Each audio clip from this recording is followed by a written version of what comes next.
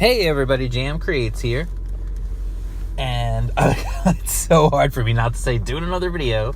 But like I pointed out, it's silly to say that because obviously it's another video. So I am in the car, so if you hear any weird sounds, that's what it is. If you hear that turn signal, which you probably will be hearing in just a moment, that's just because I'm driving. So I'm going to just doing a quick video. Just wanted to talk about something I kind of like. Sometimes, it's funny when you do this thing, you do a video, and sometimes after you're done with the video, it gives you an idea to do another video. And that's kind of what happened. I did that video yesterday, talking about Major X and all the 90s hate and all that stuff. And then it got me thinking, about something, so I figured, yeah, that'll be a fun video, just to do a quick thing, talk about this. Where are all the rock stars in comic books?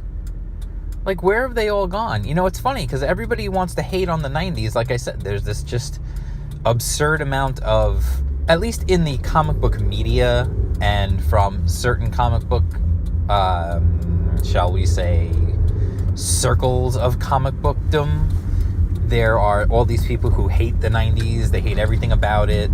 They don't like the extreme nature of the 90s, and let's face it, everything in the 90s was extreme. And that's fine. It was fun. You should try it sometimes. It can be fun sometimes to be extreme. That was just the 90s. The 90s were all about extreme. ECW, the X Games, all that stuff. Anyway, Tony Hawk's Pro Skater. What I wanted to talk about is, where are all the rock stars? People like to talk smack about people like Rob Liefeld, and I don't know, I've never really heard too many people say anything, talk smack about Jim Lee. I mean, let's be honest, the guy is probably my favorite artist of all time. But Jim Lee, Todd McFarlane, Eric Larson, Wiles Portacio, Rob Liefeld, all these guys, Mark Silvestri, all these guys who left Marvel to form Image, Sam Keith, Dale Keown, all these guys who left Marvel and helped form Image Comics and create all these new things over there. There was a reason that they were able to leave the biggest name in comic books, the biggest company in comic books, which was Marvel Comics. There's a reason why they were able to leave that company behind and the guaranteed paychecks and all that, and start their own company from scratch and make millions, which they did. They made millions by starting that company. And the reason why those guys were able to do that, in my opinion, one of the reasons why, and probably the main reason why, was that they were rock stars. Those guys were rock stars. They were well known. They were amazing artists. And here's the key, and this is the key. This is the thing I think that really is the determining factor. You could look at their art and know whose it was. And that was a big deal.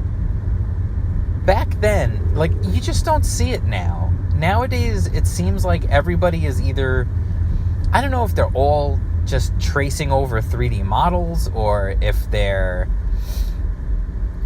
it's the rise of digital art, maybe. Although I've seen guys in digital do some really nice stuff. It just seems like there's no uniqueness anymore. It seems like everybody's art is capable. I'm not saying they're bad artists.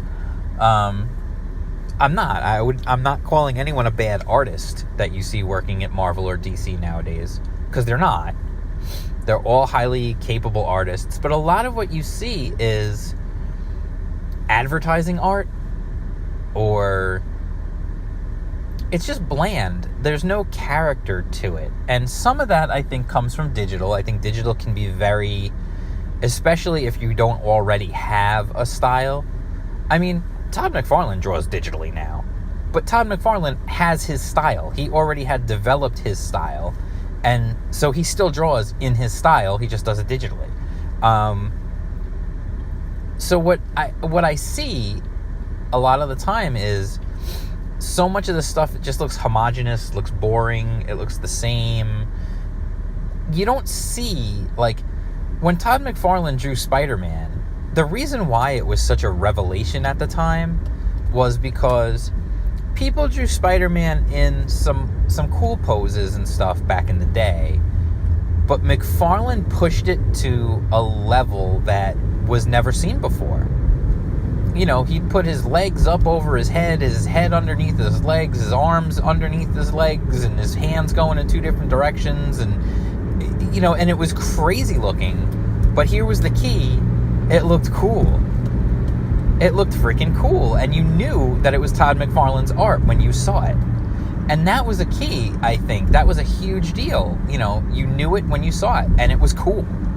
Now, so many people try to draw stuff, and it seems like, I don't know if they're going for realism, or if it's just because they don't know how to push the boundaries, or because they are using, you know, 3D models, and they're tracing over them, or whatever it is. They're not pushing those boundaries. There's nothing unique about this stuff. You can't really look at one or another and tell, oh, this is this guy's art and this is that guy's art. There's nothing that really makes any of it stand out, unless it's, like, atrocious. You really can't look at it and go, oh, this is so-and-so and this is so, like, it just doesn't work that way. Yet, for years, you easily could do that. You knew when you were looking at a book that was done by Jim Lee. You knew when you were looking at a book that was done by Rob Liefeld. They did not look the same.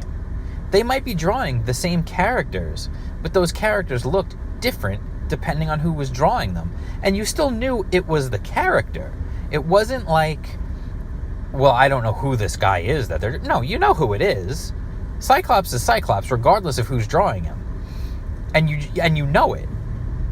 It just makes them look... It just gives them their own little twist and their own little touch.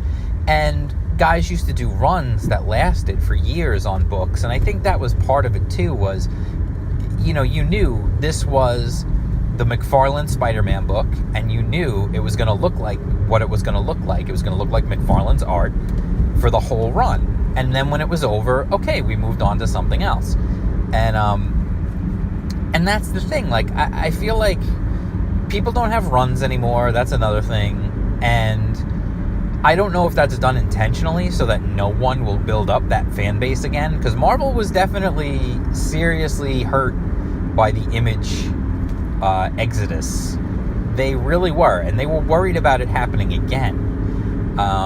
But they still had fantastic artists at Marvel even after the Image guys left. I mean, you had the Kubert brothers, who I always loved their art. You had guys like Joe Madeira, freaking Joe Mad is amazing. His art is redonkulous. He used to draw Wolverine as like a 3'6" guy who was also 4 feet wide, and you didn't care because it just looked freaking cool. Like, that's the thing. Like, who's doing that now? Who's doing that now? Nobody. And the other thing that drives me nuts, and this is just my own personal little bugaboo, the interiors don't look anything like the cover.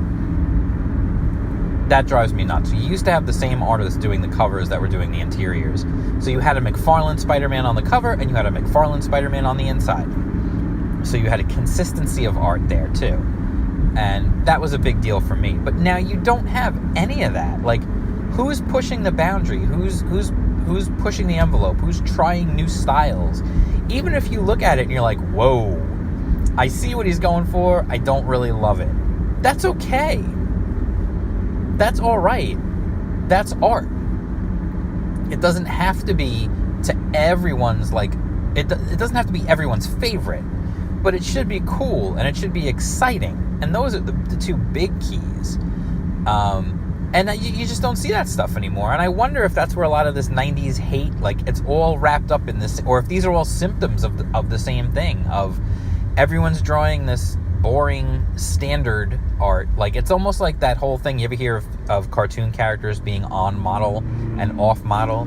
Years ago, it wasn't as big of a deal. Like, you would see Mickey Mouse would look a little different in different cartoons, or different artists were drawing him. Then eventually they established this thing of, you have to be on model. Mickey Mouse has to look like Mickey Mouse. He has to look exactly the same. Bugs Bunny has to look exactly the same, regardless. And you know, that changed things, because now you had an established, this is what this character looks like, you know, and it was just, that was it. It was set in stone. But that no longer allowed for any freedom of artistic expression or any creativity on the part of the artists to draw those characters. So, you know, I get where it works when you're talking about a brand like a Mickey Mouse or whatever, but I also think, you know, when you're talking about comic books, I think it's a different story. And I think there's definitely should be more freedom to do your own style and do your own thing and show people what you can do and what your style is and what your version of that character looks like. And that's where you get like Rockstar talents doing that. So that's it. Just a quick little video. Let me know what you think. Who were some of your favorites back in the day? Do you think this is the reason why? Do you think everything's become kind of homogenous and we don't have any Rockstar artists? Or are there any Rockstar artists out there that you're thinking of that maybe I'm not thinking of or I haven't noticed or anything like that? Let me know what you think, all right? If you liked the video, give it a thumbs up. Subscribe to the channel. Jingle that bell for notifications. Follow me on Twitter. I'm at jam_creates, and I will talk to you again soon. Peace out.